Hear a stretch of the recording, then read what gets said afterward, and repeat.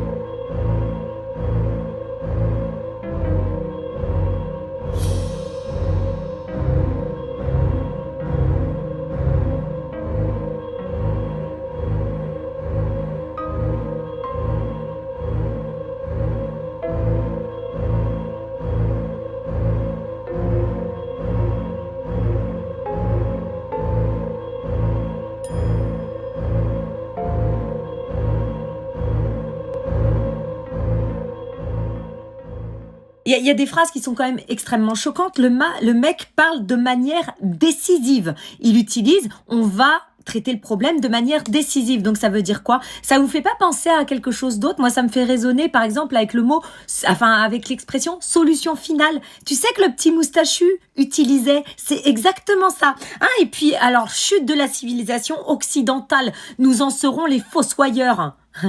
C'est des menaces de mort ou c'est comment? Et on va laisser ces personnes-là s'exprimer et continuer à nous cracher à la gueule? Non mais je sais pas si on se rend compte. Ensuite, il parle de désoccidentaliser. Pourquoi faire? Pour orientaliser? Bah oui, parce que c'est ça le but, hein. Il va falloir à un moment donné arrêter de tourner autour du pot. Ils veulent désoccidentaliser la France pour l'orientaliser, pour que la charia s'applique, pour que nous, on soit obligés de vivre comme eux ont envie qu'on vive. Et on va pas se laisser faire. Et en gros, à un moment donné, si on se laisse faire, eh bien, c'est soit t'acceptes quand Non mais vous avez un peu compris ce qui se passe là? Il y a quelques mois, quand on parlait du grand remplacement, on se faisait traiter de raciste, de nazi, de facho, de tout ce que vous voulez. Aujourd'hui, ils l'assument complètement. Et en même temps, j'ai envie de te dire, ils n'ont pas le choix. Bah oui, parce que dans la rue, ça se voit. Quand tu vas dans les grandes villes, ça se voit. T'as beaucoup plus de gens avec des diversités que de blancs. Bah oui, voilà. Donc, on est en train de se faire rouler dessus, clairement. Et maintenant, ils l'affichent clairement parce qu'ils savent qu'ils sont en force. Il va falloir qu'on se bouge. Je ne sais pas si vous vous rendez compte. Alors, l'intégralité de cette vidéo, vous pouvez la retrouver sur le compte de French Carcan sur Twitter. Je vous conseille d'aller la voir. Ça fait 2 minutes.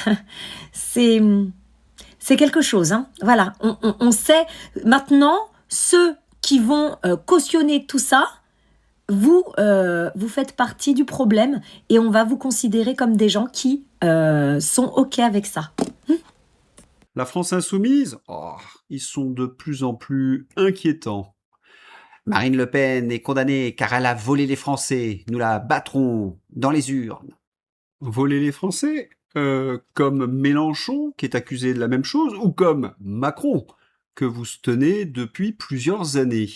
Une perquisition chez McKinsey relance une affaire vieille de 3 ans. Fraude fiscale, favoritisme, compte de campagne, le dossier n'a jamais été refermé. Des consultants McKinsey auraient participé activement à la campagne de 2017 d'Emmanuel Macron, bénévolement, sans qu'aucune facture n'apparaisse nulle part. Une fois Macron élu, 39 millions d'euros de contrats publics pour le même cabinet. On aimerait voir Clémence Guettet aussi pugnace contre les scandales d'Emmanuel Macron. Par exemple, elle pourrait relancer le dossier Alstom de la vente des turbines aux Américains. Et on aimerait également qu'elle s'explique sur cette intrusion. Assa Traoré et sa bande de haineux anti-police qui viennent mettre le chaos dans notre Assemblée nationale. On va tolérer cela jusqu'à quand ?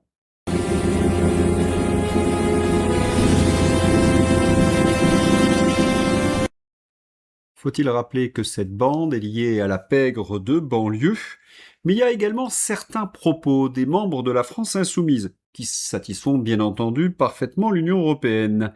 Oui, c'est en quelque sorte leur programme. Yazid Harifi. Contribuer à la chute de la citadelle occidentale, c'est notre tâche, c'est la tâche d'un éventuel pouvoir insoumis. Désoccidentaliser la France donc, voilà notre priorité politique.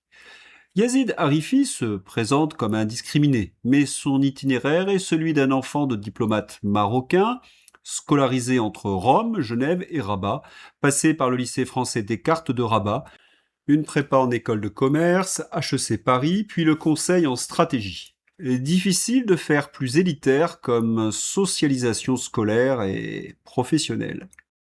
Il faut écouter ce que disent ces LFistes. Le programme est sans ambiguïté.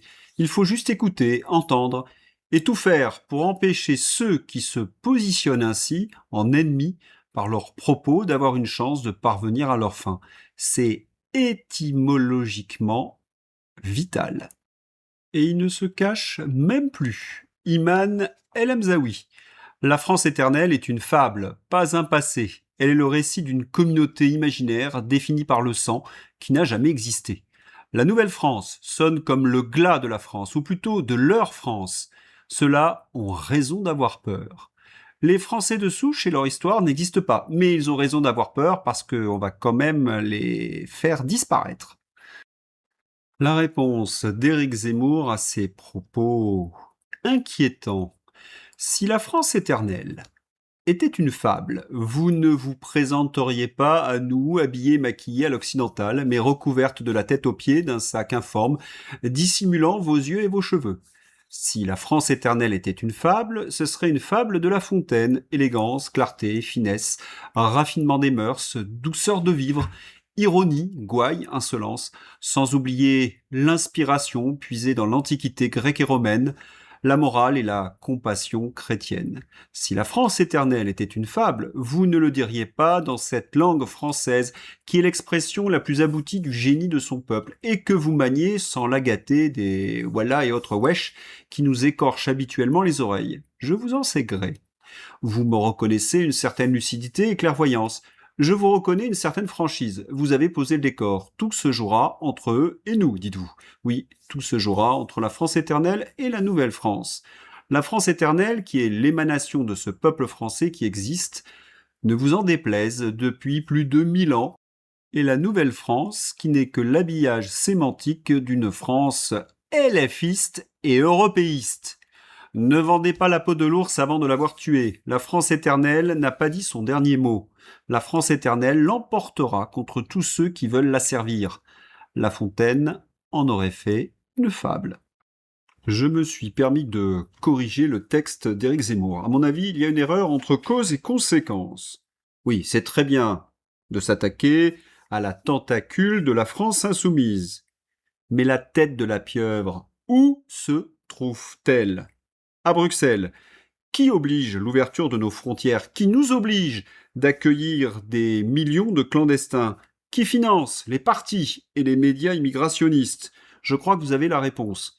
Les membres de la France insoumise ne sont que des idiots utiles de Soros et de Davos.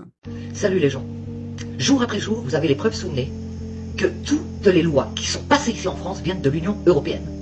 Mais beaucoup d'entre vous veulent encore voter pour des partis qui ne veulent pas sortir de l'Union européenne. Droite, gauche, centre. Vous êtes toujours en train de vous faire un cinéma sur un soi-disant sauveur qui viendra de ces partis-là. Non, les gens, ils regardent à leur portefeuille. Et là, on le voit encore par rapport à la loi sur les moins de 15 ans. Parce que là, l'Union européenne, c'est eux qui vont régir tout ça. C'est eux qui vont avoir main mise sur tout ça. Donc sur ce qui se passe en France, parce que ça va passer partout en Europe. Mais là, en France, ça vient de passer. Et bien, l'Union européenne met la main dessus. Et c'est eux qui veulent que tout le monde montre patte blanche pour pouvoir aller sur les réseaux. Qu'est-ce que vous ne comprenez pas là-dedans, les gens? Qu'est-ce que vous ne comprenez pas dans le fait de sortir de cette putain d'Union européenne? Celle qui nous pollue la vie, celle qui nous met à mal, celle qui nous ruine tout, celle qui nous met dans les dettes. C'est l'Union européenne. C'est pas nos dirigeants français. Macron, ce n'est qu'un pantin. Vous comprenez ça, les gens? Il faut quand même se poser les bonnes questions. Et en 2027, les gens, vous voulez voter? Votez bien. Frexit. Frexit. Vous vous en foutez de quel parti c'est? Frexit, tout simplement.